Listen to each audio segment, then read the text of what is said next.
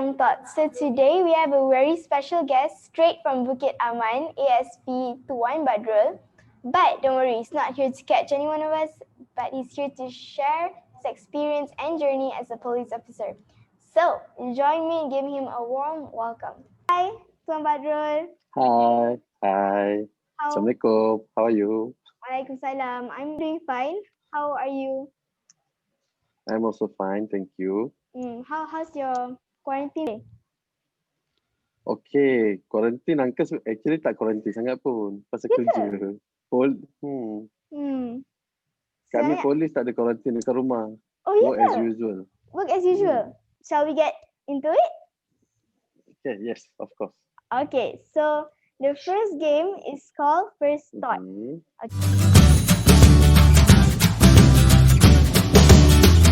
Okay, so in this game, I will give you one word and you have to say something associated with it. Okay, boleh? Okay, boleh. Okay, let's start. Okay, so the first word. Okay, police. Integrity. Okay. Second word is jenayah. Preventive. Okay. The third word is pencuri. Pencuri. Tangkap. Tangkap. Okay. So next word, keluarga. Keluarga. Happy. Happy. Okay. Kanak-kanak. Kanak-kanak. Syurga. Syurga. Wow. That's the sweetest answer so far. Okay, next. Masa. Masa. Punctual. Punctual. You're a police, right? Do you have limited time for your family? Or is it normal? Very limited. Very limited. Very limited. Because you're always out work. Always out to work. Tak ada masa. Kita orang tak ada spesifik lah masa kerja. Yeah. Contoh macam berapa jam tak ada. Oh, so always depends. On call. Depends lah. Yes. Okay. Next, kerja. Kerja. Tanggungjawab. Tanggungjawab. Okay. Hobby. Hobby. Horse riding. What? Wow. Do you ride horses without any help ke? Ada orang yang pegang tu? Oh, of course ada. No, without any help. Tapi ada instructor lah yang ajar. Wow. The only time I ever rode a horse is dengan orang bantu tu kat zoo. Oh, nanti boleh belajar Angka bawa. Okay, boleh. Okay, next. Okay. Buku. Ilmu. Do you have a lot of books at home?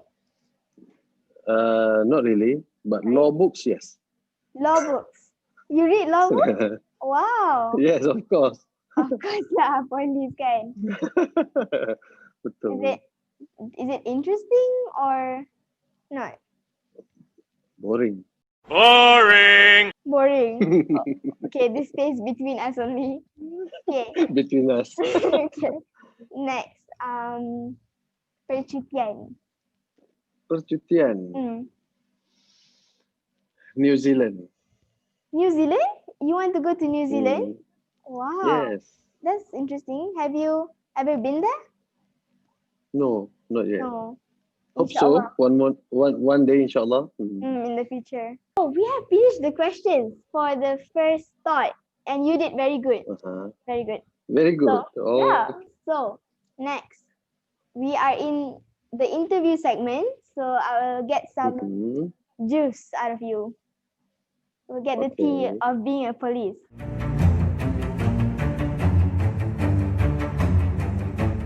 Okay, so first question. Oh, by the way, some of these questions were given by our audience out there. So, first question. I'll try my very best to answer. Okay. Alright. Apakah kualiti yang kita perlu ada to become a good police officer like you? Like me. Like you. Maybe I'm not as good as you think lah. What? Tapi untuk jadi seorang pegawai polis yang bagus, yang baik, sebenarnya banyak perkara yang perlu ada dalam diri seseorang tu. Yes. Contohnya jujur, kan, amanah, pasal kita dia dibagi tanggungjawab yang besar. Right. Untuk menguatkuasakan undang-undang, kan. Correct. Lepas tu rajin, boleh bekerja tanpa mengira masa. Oh. Lepas tu yang paling penting sebenarnya dalam diri kita ni perlu ada satu rasa tanggungjawab. Ya, betul. Ada disiplin itu lah. yang penting. Ada disiplin. Sebab untuk jadi seorang pegawai polis ni, kita sebenarnya dekat luar sana tu bila bekerja, kita macam-macam cabaran. Bukan saja berdepan dengan penjenayah. Oh. Tetapi yang penting kita berdepan dengan masyarakat. Okay. Bila berdepan dengan masyarakat ni, kita kena ada rasa tanggungjawab. Yes. Kalau kita buat kerja dengan ikhlas, dengan rasa tanggungjawab, insyaAllah kita boleh bekerja dan kita punya kerjaya dalam pasukan boleh cemerlang. Sebab apa yang jadi, kalau kita tengok dekat luar sana, banyak pegawai polis yang terlibat dengan jenayah, dengan rasuah. Itu semua sebab rasa, bagi uncle lah, dia orang tak ada rasa tanggungjawab dalam menjalankan tugas. So, next question. So, as a policeman, what will you do if another policeman commits a crime? What will you do? Okay. Sekiranya kita dapat tahu, contohlah, sekiranya uncle siasat satu-satu kes yang mana ada pegawai polis ataupun anggota polis sendiri yang terlibat dalam jenayah, kita akan tangkap seperti orang biasa yang melakukan jenayah. Oh, adakah hukumannya lebih berat? Sebenarnya sebagai seorang pegawai dan anggota polis, hukuman dia lebih berat. Kerana bila melakukan jenayah sebagai seorang anggota dan pegawai polis ni, satu, dia akan berdepan dengan hukuman undang-undang. Macam orang biasa. Yes. Dia akan kena tangkap, pergi mahkamah, dijatuhkan hukuman bersalah atau tak. Tapi dalam masa yang sama, dia juga akan terima hukuman di dalam pasukan polis di Raja Malaysia sendiri. Oh. Contohnya dibuang kerja, digantung kerja. Jadi ibarat kalau kata semasa uncle dalam training dulu, jurulatih uncle selalu cakap, kita ni dalam PDRM, ibarat satu kaki kita ni melangkah di luar, satu lagi di dalam penjara. Oh. Sekiranya kita ni ditangkap melakukan jenayah, kita ni hukuman lagi teruk daripada orang biasa. Polis tidak terlepas daripada tindakan undang-undang walaupun dia seorang pegawai polis. Correct. Okay, so next question. What made you want to become a police officer? Like, apa yang mendorong tuan ni? Wow. Yang mendorong sebenarnya diri sendiri.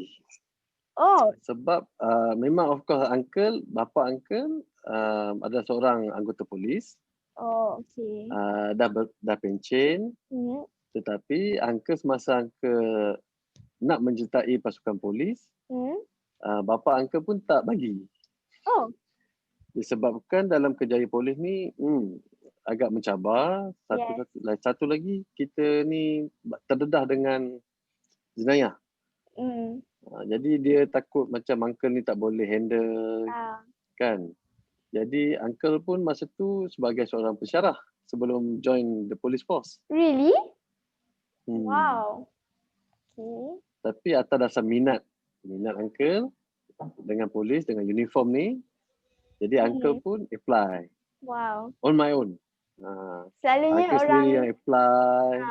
Selalunya orang takut. Minta polis. Takut. Tapi uncle minat. So you weren't scared? Uncle pun dalam no. Nope. No, okay. Cabar, best kerja ni, tak boring. Best? Bagi yang betul-betul berminat, best. Wow. Memang best. Okay. So next, What was your Okay. biggest challenge as a police? Biggest challenge. Sebenarnya dalam sepanjang berkhidmat dalam pasukan polis, selama 13 tahun ni yang challenge dia sebenarnya menahan nafsu daripada rasuah. Really?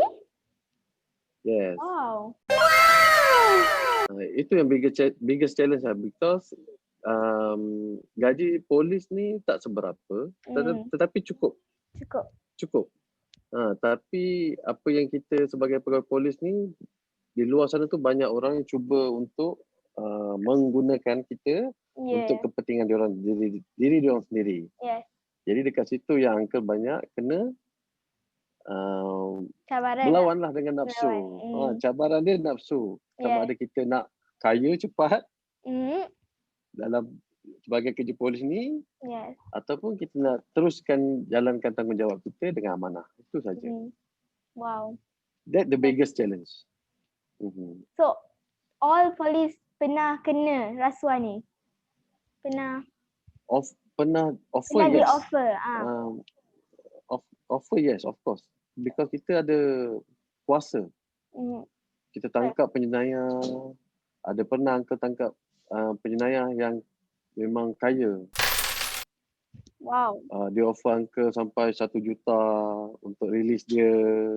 Wow. Tapi kita jalankan dengan penuh tanggungjawab, insyaAllah. Takkan. We can go far. Kita takkan terpedaya lah dengan berapa sangat rasuah tu. Kalau bandingkan dengan bila kita dibuang kerja, kan? Family malu. Kita pun sendiri pun malu, kan? Yes. Jadi itulah biggest challenge, Uncle. Sebagai seorang polis. Okay. Sebagai seorang pegawai polis. Yes. Alright. So, adakah PKP memberi kesan pada polis? Like whatever kesan?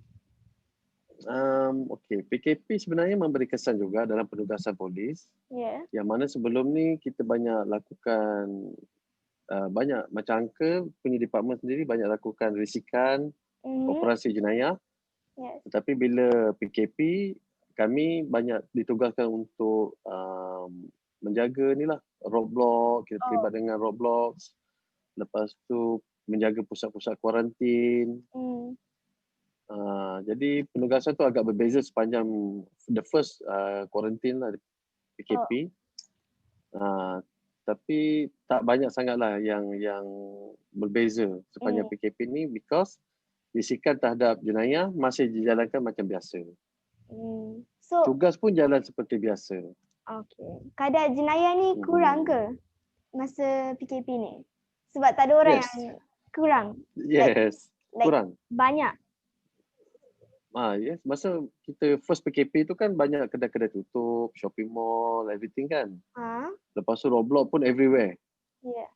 Penjenayah pun tak boleh nak keluar lakukan jenayah.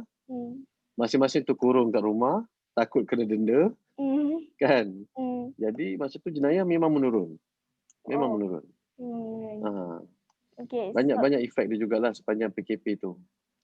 So, tapi kerja masih sama? Kerja polis masih macam biasa, masih sama. Kami bertugas macam biasa. 24 jam. So, kalau tengok, tak ada balai polis yang tutup, tak ada IPD yang tutup, masih 24 jam. Sama macam biasa. So, tengok dalam movie kan, diorang bawa pistol tu. Pistol tu sebenarnya berat ke tak? Berat sikit. Sebenarnya bila kita anggota pegawai polis yang mana diberi kuasa untuk membawa senjata api, biasanya kami akan dilatih dululah. Cara-cara penggunaan senjata api, weapon handling kan. Jadi biasanya kita dah biasa dengan senjata api itulah. Jadi everywhere we go pun kita dah biasa. Okay. Tapi senjata api ni memang kita letak di badan. Pegang tu, kita ada holster dia kan. Jadi letak dekat situ. Senjata api ni tak boleh orang kata dibiar sembarangan lah. Nak letak di atas meja ke dalam beg, cannot. So where Dia do you berat keep sikit it? lah, lebih kurang Ah, sentiasa di pinggang. oh, really? Sentiasa? Sentiasa. Oh, Sentiasa di pinggang. okay. So next. Okay. So Okay. do police work from home? No. No. Ya, betul lah. No. No such thing. No such Tak thing. ada. So are you Jadi always at the station office, yes. or office? Macam uncle bekerja di Bukit Aman. Jadi uncle tidak bekerja di balai ataupun IPD. Oh. Jadi uncle sentiasa di pejabat uncle lah di Bukit Aman. Oh. Okay. So next. Okay, that's all the questions for interview. So Okay. before we end this video, we have one more game, which is called Fast Fire. Fast Fire, okay. Okay, so in this game, there's 2 options and you just have to pick one. See? Very simple. Okay. So let's start. So I'll give a situation, okay? You are chasing this serial killer who hadn't been caught for 20 years. Okay? Okay. But there's a pregnant woman yang nak bersalin dah when you tengah kejar tu. Okay? So what do you do? Do you help the wanita nak bersalin tu or you tangkap the serial killer? Of course lah perempuan bersalin. Really? So you just leave the serial killer? Leave it. Mesti kita yang pertama sekali polis walaupun dalam menjalankan tugas, yang pertama kita kena tengok pada kebajikan. Pasal kita bekerja ni untuk masyarakat. Jadi pertama yang kita perlu bantu adalah masyarakat. Serial killer tu 20 tahun dah kita dah cari tak jumpa. One day kita mesti dapat dia juga. Okay. Tapi yang wanita yang nak bersalin tu nyawa dia dalam bahaya kan? Betul. Termasuklah baby dalam kandungan. Jadi yang tu kita bantu dulu. Wow, this is really surprising because I thought you would, go for the serial killer. Okay, next. Coffee or tea? Coffee. Coffee. You drink coffee? Yes. Is it like diwajibkan for police to drink coffee so they won't sleep at work? One of the reason. Uncle selalu minum kopi. Sebelum pergi kerja? Nak berjaga. Sebelum pergi kerja tak. Selalu sebelum pergi kerja minum air kosong saja. Tapi bila untuk bekerja lewat malam mesti akan minum kopi. Do police have to eat healthy? Like all the time? Have to. Sepatutnya memang kena eat healthy food lah kan. Sebab dalam polis ni sepatutnya. Sebab dalam polis macam uncle, kami kerja tak kira masa. Contoh tengah malam sampai 1-2 pagi, kadang sampai esok pagi. Jadi kalau kita tak makan healthy food, mungkin kita ni akan ada masalah kesihatan lah. Sama ada kolesterol. Kalau nak tahu, kerjaya polis ni antara yang paling tinggi stres dalam Malaysia ni. Yes. But best lah. Best. Kalau kita minat, best. Yes. Oh, okay. So, next. Family or friends? Family. Oh. Okay, so this situation is like you're arguing with someone, okay? So do you use fakta ke or your suara hati? Sebenarnya bergantung juga. Kalau memerlukan fakta, kita tengok kepada orang yang kita sedang argue tu. Oh, okay. Dia adakah orang tu yang jenis kalau dia jenis pada nak dengar kepada kita punya pengalaman ataupun pendapat, yes kita boleh gunakan suara hati kita lah.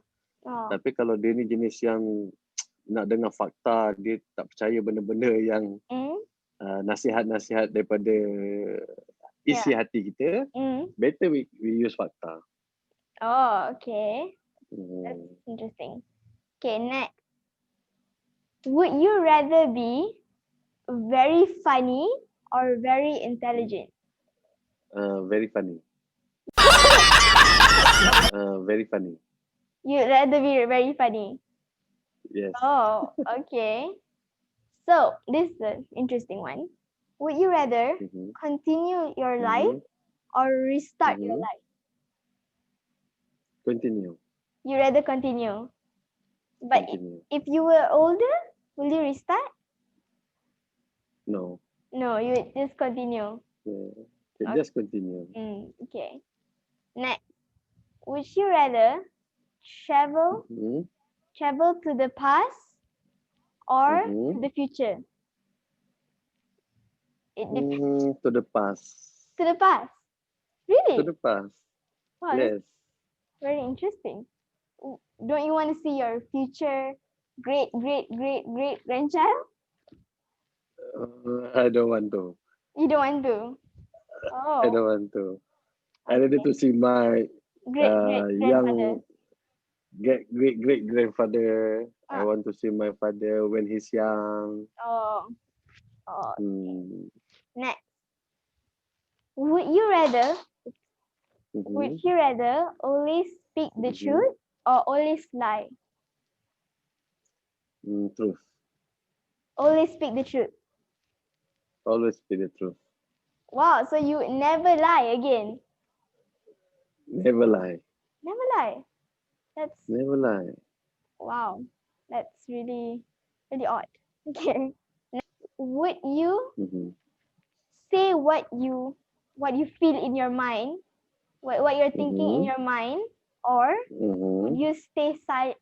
Would you just not speak? Okay, depends on the situation. Depends on the situation. Kan, kadang-kadang kita perlu cakap luahkan apa yang dalam fikiran kita kan. Yeah. Tapi kalau apa yang kita cakap tu maybe hurt someone, better we keep it. Better we keep it to ourselves. Keep it to ourselves. But if you had to pick, which one would it be? Oh. Like which one? Which one? Quiet. Keep quiet? Keep quiet. So you don't want to speak your mind? Wow. Yes. That's really great. Okay. Next. Would you travel the world and never come back to Malaysia or never leave your country? Never leave my country. Really? You can travel anywhere in the world? Well, you must really love your country then. Yes, I love my country. Yes. Oh, wow. That's why you became a police officer. Yes. Oh, wow. So thank you so much. That's all the questions I have for you today. I really hope you enjoyed this session with me. And if you would come back to this channel, would you? Would you come back? Yes, inshallah. Yes, of course. Okay, thank God. If you like the video, don't forget to subscribe, like, and share. And don't be shy. Go check out our other videos. And yeah, thank you so much. Bye-bye.